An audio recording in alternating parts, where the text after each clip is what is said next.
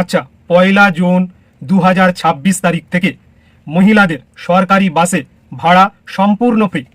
তবে এই ভাড়া সম্পূর্ণ ফ্রি পেতে হলে মহিলাদের কি করতে হবে সেটা একবার জেনে নিন। মেয়েদেরকে কার্ড করতে হবে যতটা শুনলাম, এবার কার্ডটা আবার পরবর্তীকালে কার্ডটা দেখাতে হবে।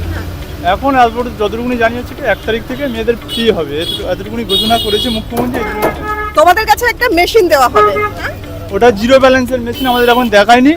মানে ওই টিকিট দিতে হবে, লেডিসদের টিকিট দিতে হবে, কিন্তু জিরো ব্যালেন্সের টিকিট এখন আপাতত যতটুকুনি জানা আছে। জিরো ব্যালেন্সের টিকিট দিতে হবে। তা এই সম্পর্কে তোমাদের একটা প্রশিক্ষণও দেওয়া হবে, জানানো হবে। এখন কিছু দেওয়া হয়নি, এখন কিছু দেবে শুনলাম।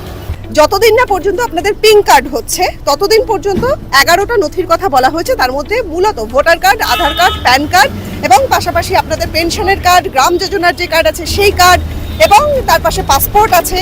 যারা স্কুল কলেজে পড়েন তাদের জন্য একটা পরিচয়পত্র আছেন, যারা সরকারি এবং বেসরকারি সংস্থায় যেসব মহিলারা কাজ করেন তাদের সচিত্র পরিচয়পত্র। এরকম 11টা নথি আপনারা দেখাতে পারেন যতদিন না আপনাদের পিঙ্ক কার্ড ইস্যু করা হচ্ছে। পিঙ্ক কার্ড ইস্যু করবেন কি করে?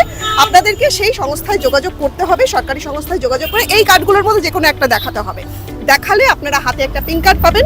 পিঙ্ক কার্ডে কি আছে? কিউআর কোড আছে।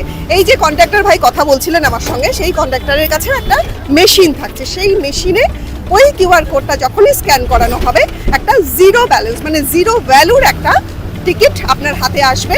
সেই টিকিটে কি থাকছে? আপনি কোথা থেকে কত দূর যাতায়াত করছেন সেই দূরত্বটা মেনশন করা থাকছে এবং আপনার হাতে ওটাই হলো আপনার নিজস্ব টিকিট, জিরো ব্যালেন্সের টিকিট। এই পর্যন্ত সরকারি বাসে যাতায়াত মহিলাদের ফ্রি হচ্ছে। 1 জুন থেকে নির্দেশিকা এসে গেছে এবং 1 জুন থেকে কিন্তু কার্যকর হয়ে যাচ্ছে বিষয়টা।